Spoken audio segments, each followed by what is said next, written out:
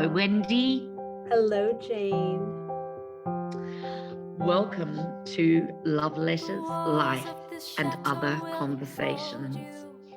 Today is going to be part one of a three-part conversation that we're doing particularly in the lead up to Valentine's Day. Perfect. It came about because I was reading an essay in the New York Times. It's either in the New York Times or the New Yorker by Mandy Len Catron. And it was called The Modern Love Essay. To fall in love with anyone, do this. Now, 1, 2, 3. Referring to a study by the psychologist Arthur Aaron that explores what happens when a series of questions that fosters closeness and intimacy is asked between two strangers. And they found that it can accelerate intimacy between the two people. And of course, she's gone on to call it a modern love essay, how to fall in love with anyone by doing this. You and I are going to ask each other the questions. We're not doing this to fall in love. We already have. We already adore one another. That is the truth. And we're certainly not looking for an intimate relationship. But when the psychologist Arthur Aaron did this study, it wasn't just for falling in love. It was for deeper, more vulnerable closeness and connection. He was quoted as saying, one key pattern associated with the development of a close relationship among peers is sustained, escalating, reciprocal personal self-disclosure. I love that. I love that too. I love it. Sustained, escalating, reciprocal personal self-disclosure. That is allowing oneself to be vulnerable with another person, which, let's face it, a lot of us find exceedingly difficult. So this particular issue forces the issue.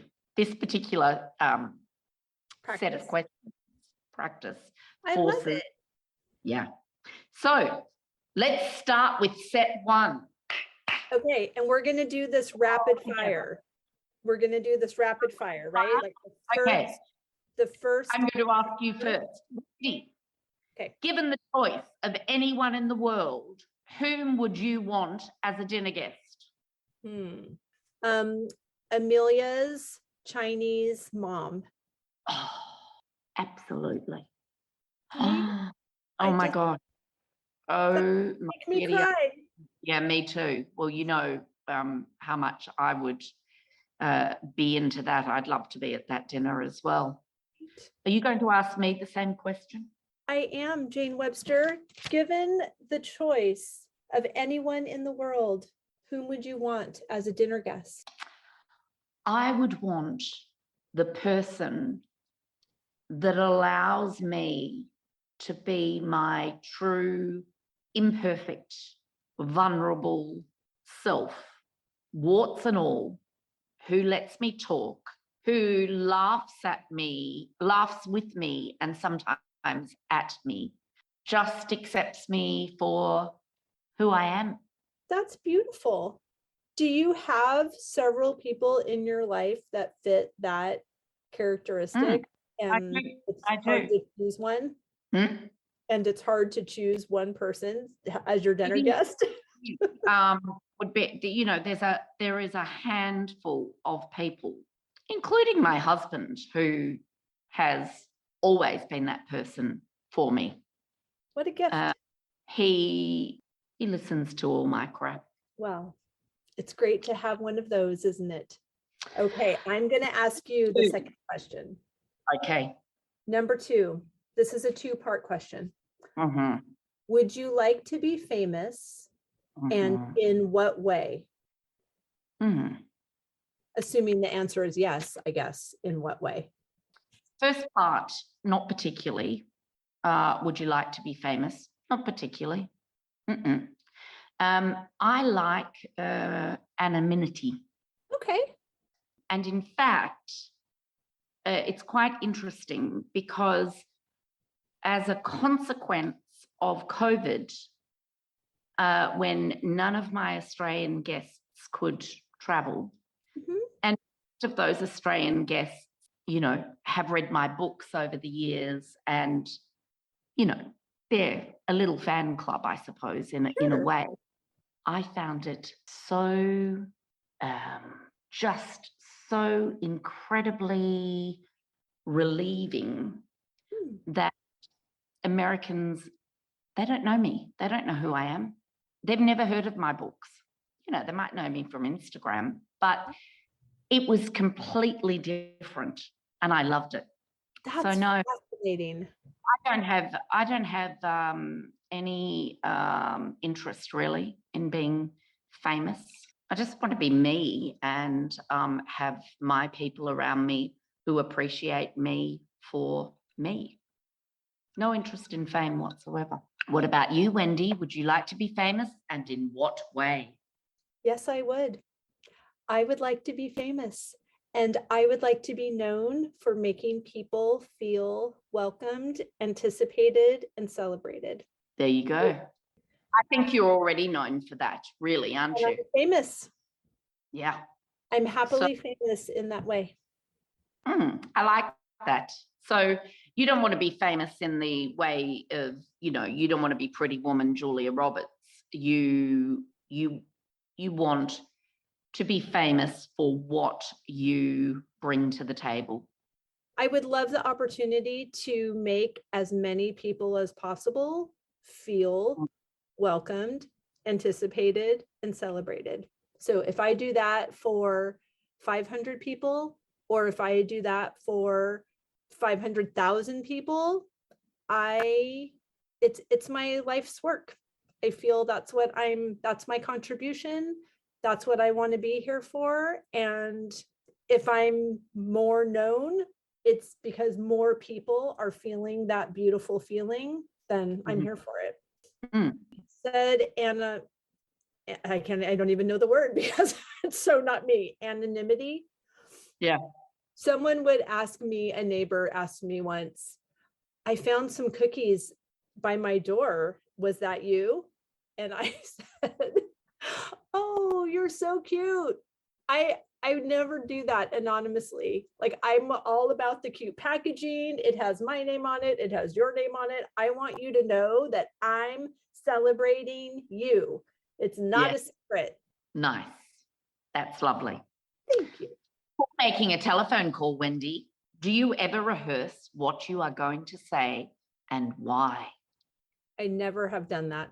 Never? Never. Wow. Oh, not true. Not true. One very important, like, life-changing event that probably shouldn't have been done over the phone, but was. I did plan for that one. Okay. But on a regular telephone conversation, no.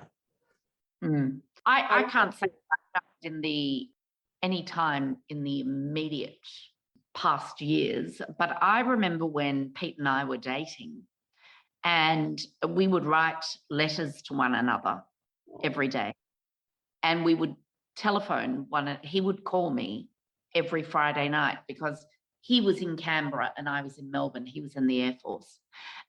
And I had a little list next to the phone of the things I was going to talk to him about. Oh, you're so cute.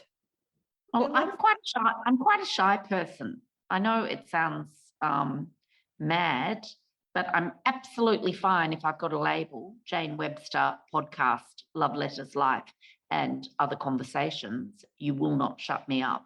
But Jane Webster at a party in a room with a whole lot of people, you don't get a word out of me.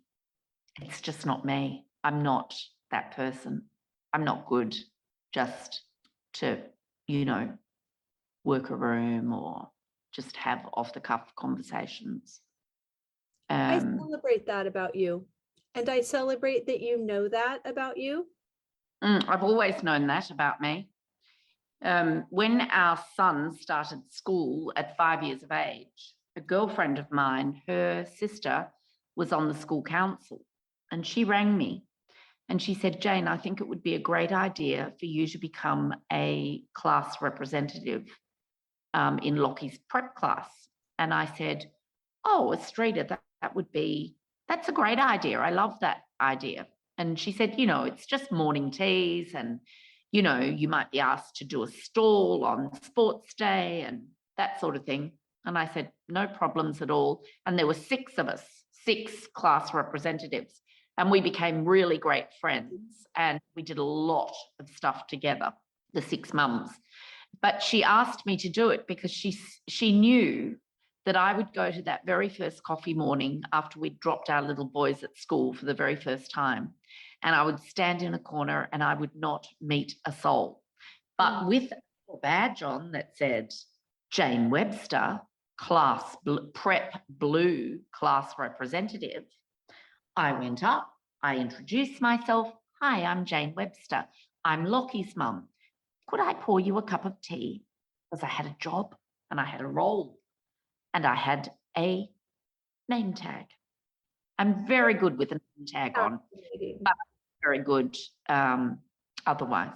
I love knowing that about you. Insanely shy, always have been. Okay, next question. Number 4. What would you constitute a perfect day for you?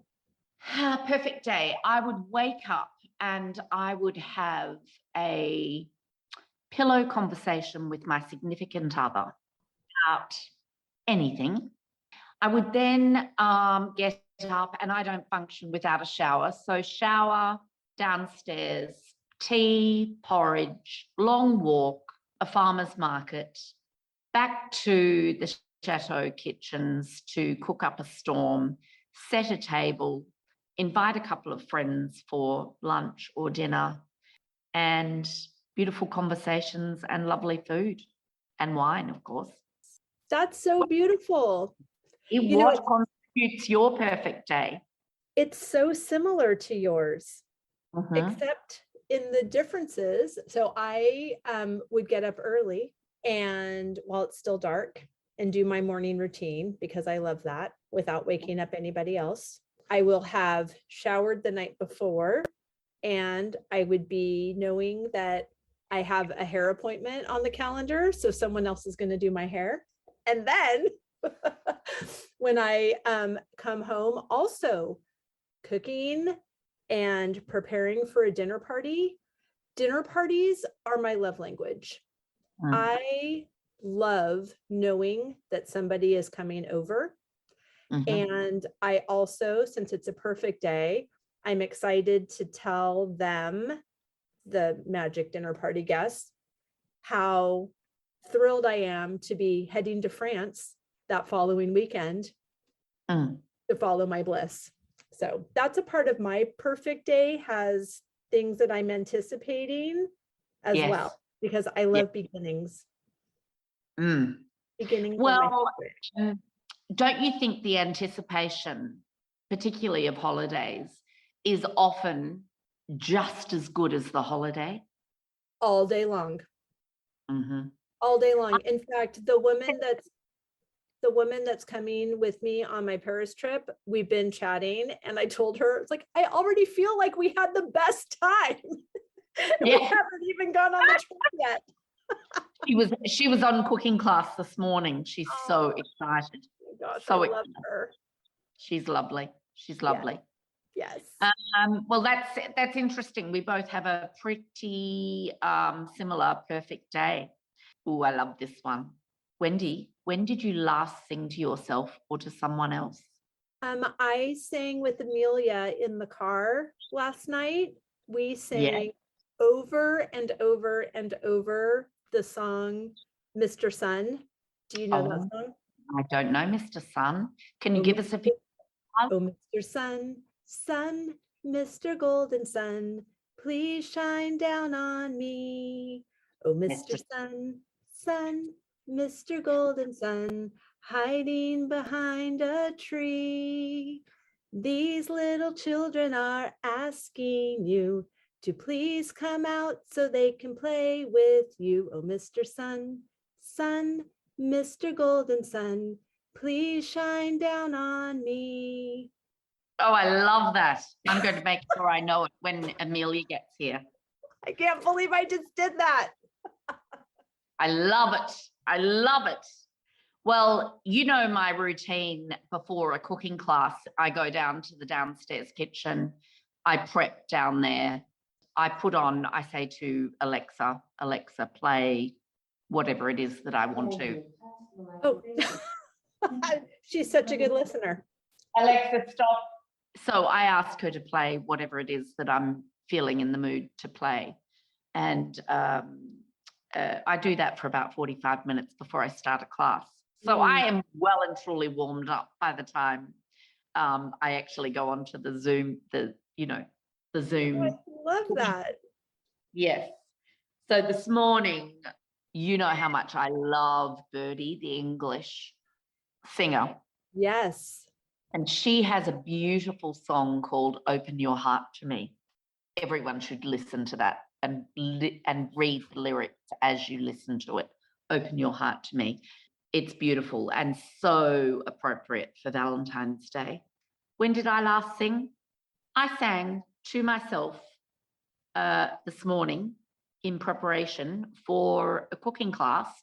And when did I sing to someone else? About 4 minutes ago, when I did a couple of bars of, oh, Mr. Sun, Sun, Mr. Golden Sun, please shine down on me.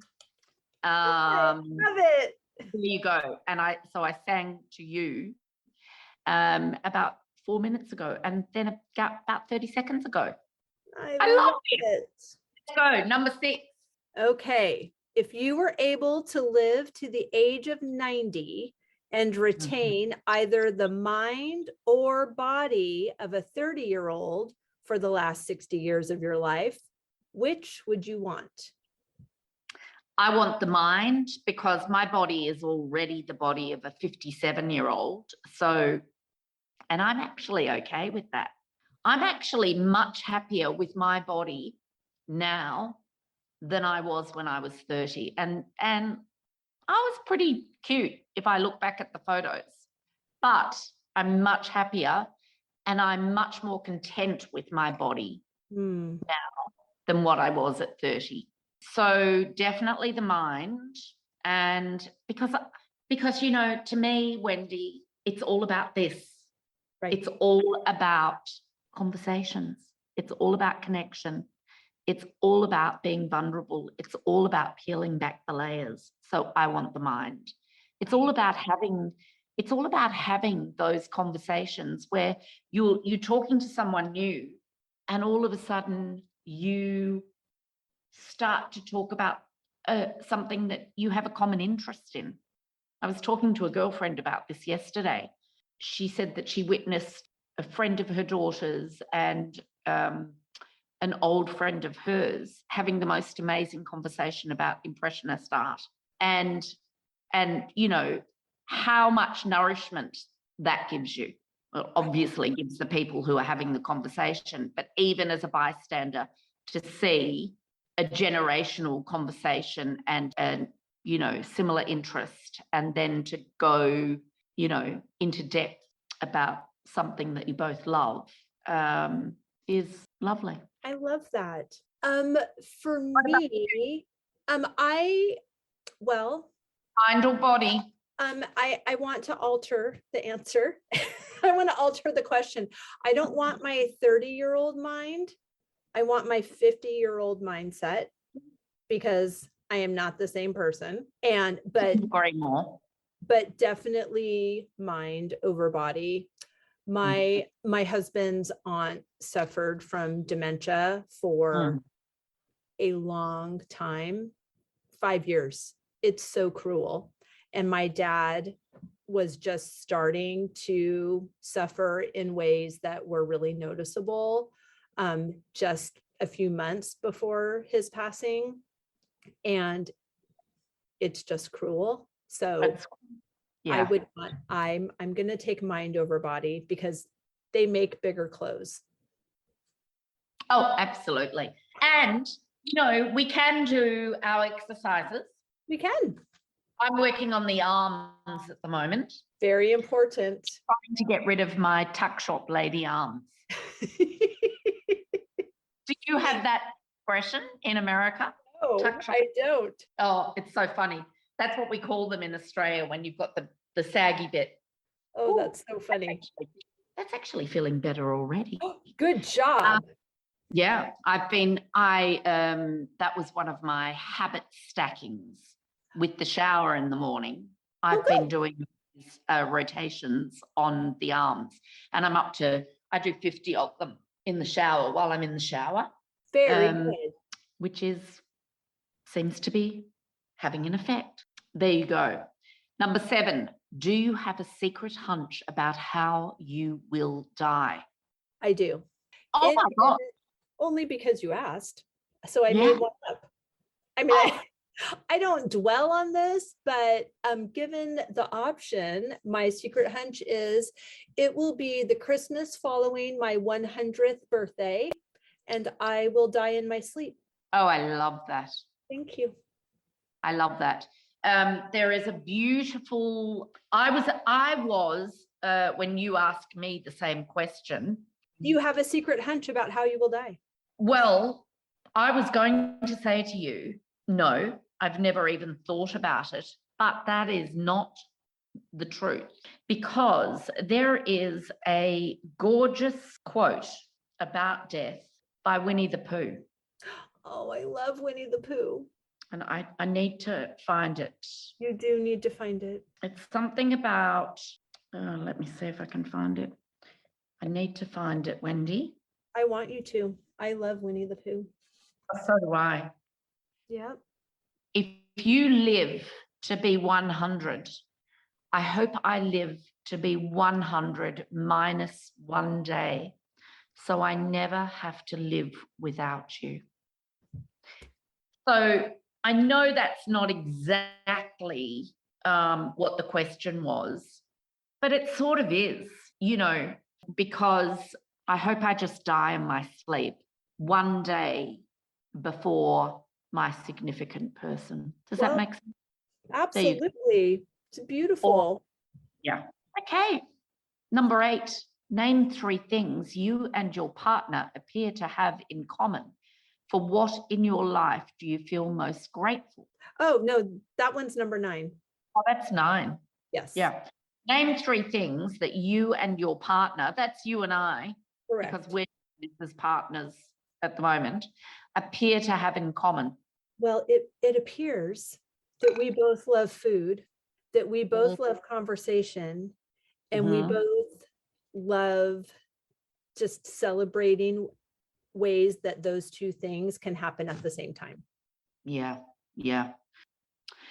Yes, I think that I would say number 1, we are both really good listeners, non-judgmental. We've told each other some pretty big secrets, and I don't think either of us have even winced, not even once. Not even once. And we have this ability to just talk without drawing breath. Oh, you're so good at this game. I love those answers. You are a gift. Hey, you can ask number 9 now. Okay. For what in your life do you feel most grateful? Ooh. There's 2 things. Okay. My first and foremost would always be for my 4 children. Mm-hmm. But that's sort of a given. I'm a mother. I can't imagine a world without those 4 beautiful human beings. But what do I feel most grateful for in my 57th year, right at the moment? Mm-hmm. Feel most grateful for unexpected change that hits the very heart of you, I feel actually really grateful for 2020. 2021 as well, but 2020. I mean, that was like a meteor hit my life.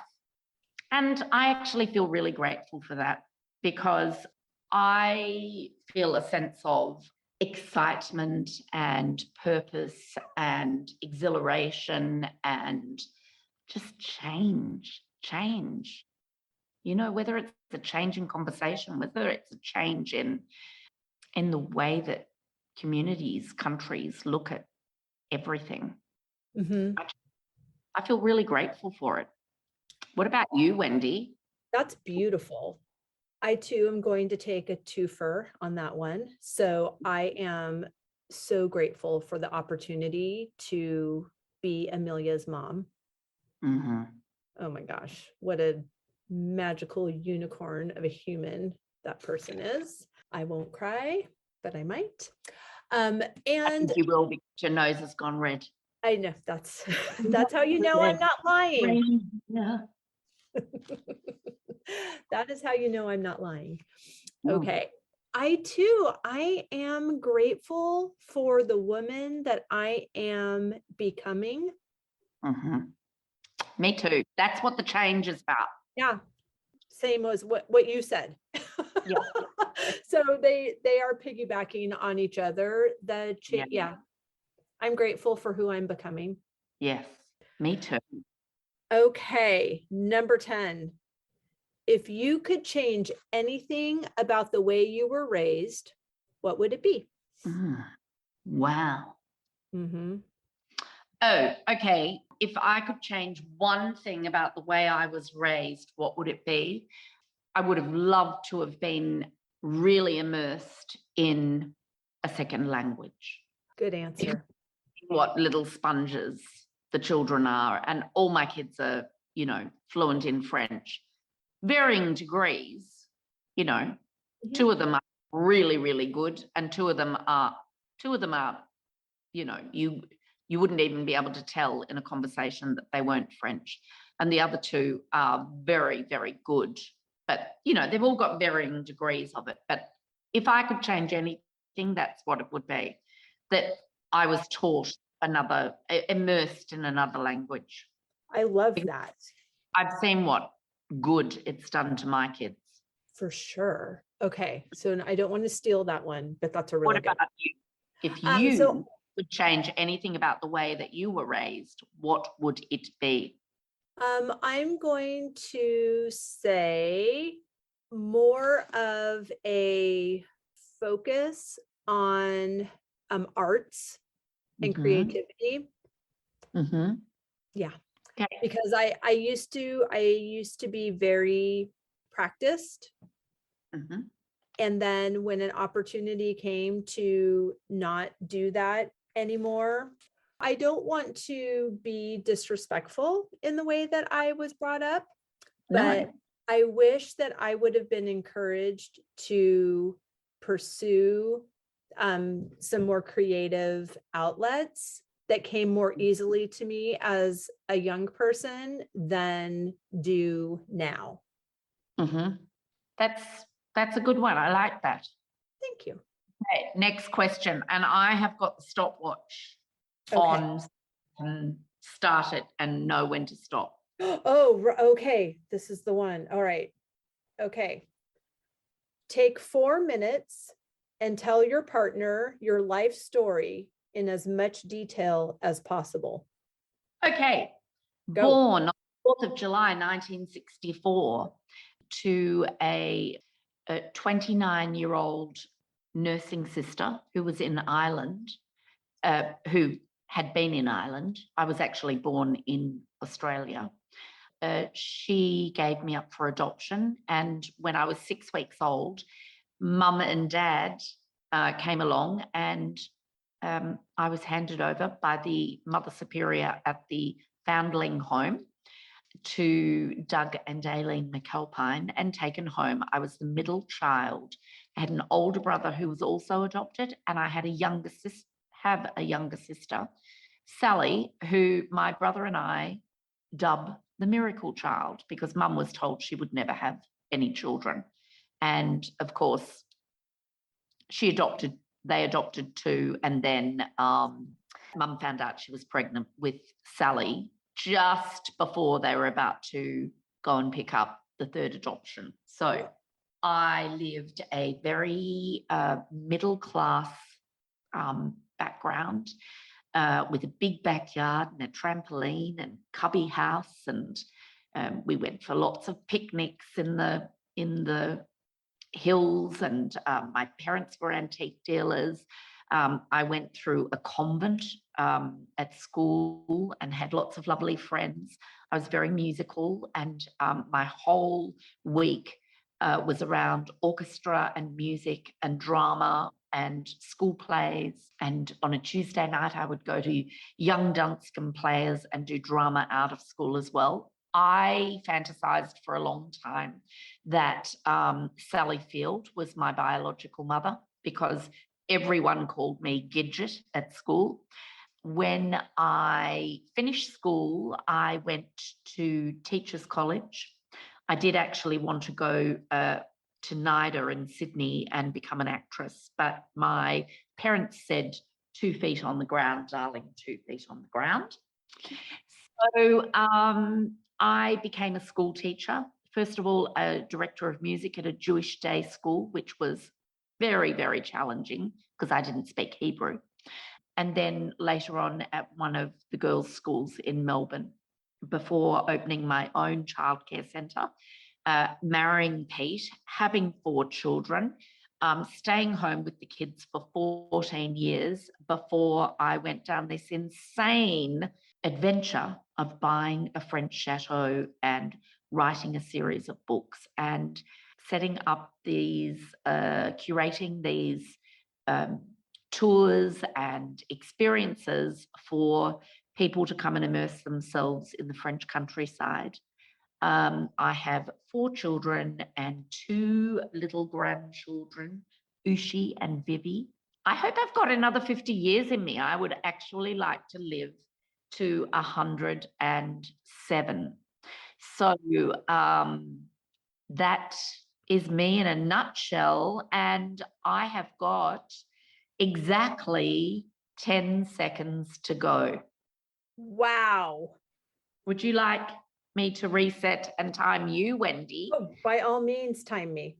4 minutes. Tell me in 4 minutes, in a nutshell, your life story. Go. Okay. I was born on June 23rd, 1968 in Southern California. My parents had just recently relocated there from the East Coast, where they met in the Navy. My dad was originally from the West Coast, but my mom was from New England. So I grew up in a beautiful, loving home. I have a biological brother who is younger than me. But as I look back on my childhood, it was never just the 4 of us in our home. Someone always lived with us. If somebody in our church needed a place to stay, they lived at our house. My aunt lived with us for a couple of years. Her daughter, my cousin, lived with us for a couple of years. And during that time, we also took in a sibling group through the foster care system. And I gained an older brother, 6 months older than I, and an older sister, 5 years older than I, when I was about 11. Wow. So my dad sold insurance, life insurance, until I was a teenager. And then he sold his business and became the pastor of a church. And we moved from Orange County to a small town about 60 miles east of the beach, which was a little rough for a high school girl, but I found my way. I went to a really small Bible college, which I think I've mentioned to you before. There were quite a lot of weddings that came out of that Bible college, and that's how my wedding planning career began, because one summer I was invited to be in 10 weddings. and that was too many. So I started doing a little behind the scenes instead of buying another bridesmaid dress, and I really loved that. So that started a 30-year career as a wedding planner. I lived in California until I was in my mid 40s, but wanted to move to Massachusetts my entire life. My heart was never really at home in California. It's hot at Christmas, and I felt like that was wrong. So being in New England was a lifelong dream. I moved here from the San Francisco Bay Area with my husband, who is from the Bay Area, but is just such a prince and was up for an adventure and enjoyed my family and wanted to live somewhere with seasons as well. So we made the big move. After we were here for, I want to say 4 years, we finally got a call from China saying that our very long wait to become parents had finally come to an end. So that was exciting. And now we live this beautiful life in this gorgeous antique farmhouse. I love welcoming people into this space and into my everyday life. And 10 seconds. I love the person I'm becoming. Fabulous. Thank you, Wendy. That was so fun. That was fun. That was fun. I loved learning all of that about you, Jane. Thank you for sharing that. I loved learning all that about you as well. Number 12. This is the last one for part 1. If you could wake up tomorrow having gained any one quality or ability, what would it be? Oh, that's such a good question. The ability to be present in every situation I find myself in. Like just be really. Come on, Wendy, you already are. I strive to be. Yeah. And well, I'm telling you, you are. Well, thank you. Thank you. It's important to me. So I want to keep doing that. I'd like more courage, and I'd like to be able to tell the future.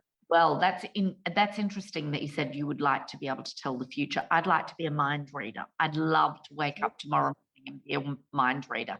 But as I say it, I don't really mean it, because it wouldn't be as fun, would it? Right, same. And I already know the future. Yeah.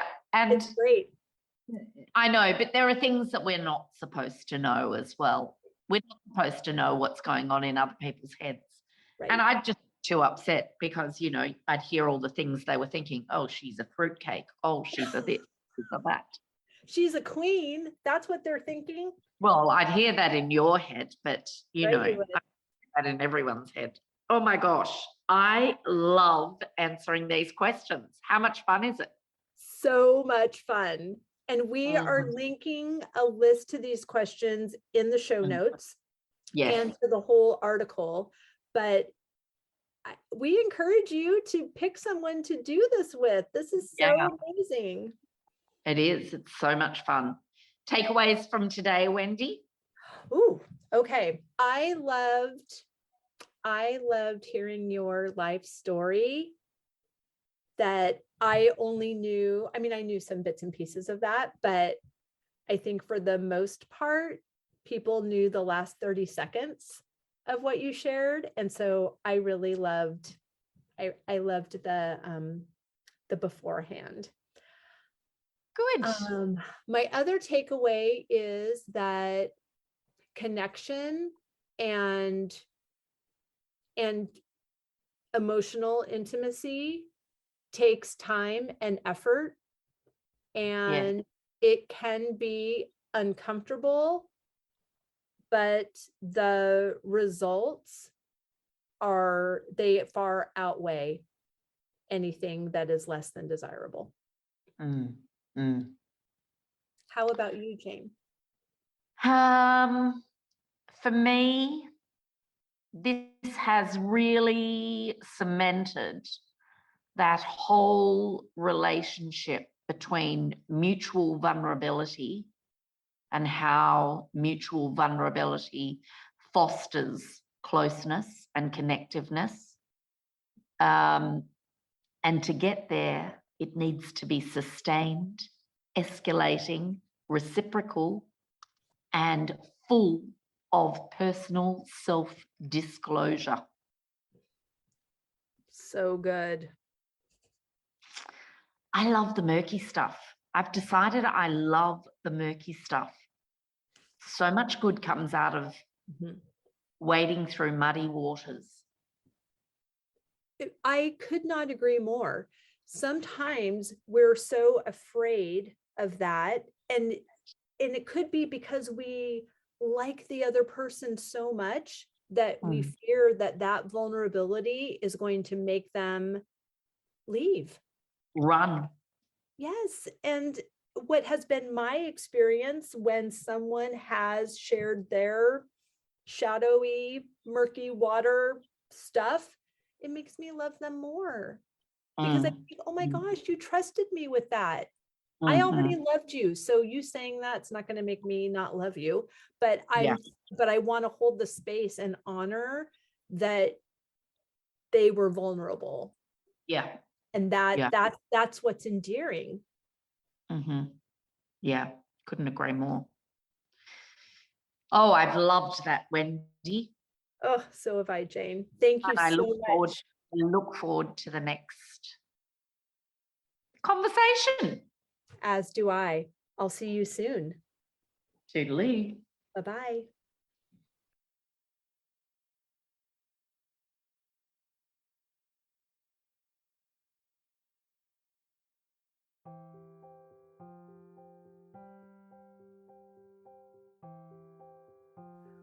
We have loved that conversation.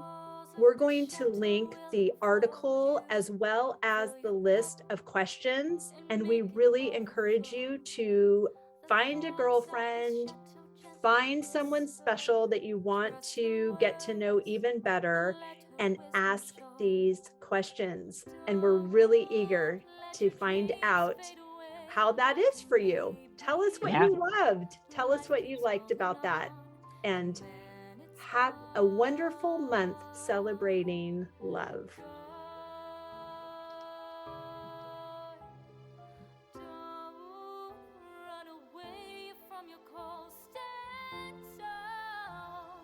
Life keeps rolling on.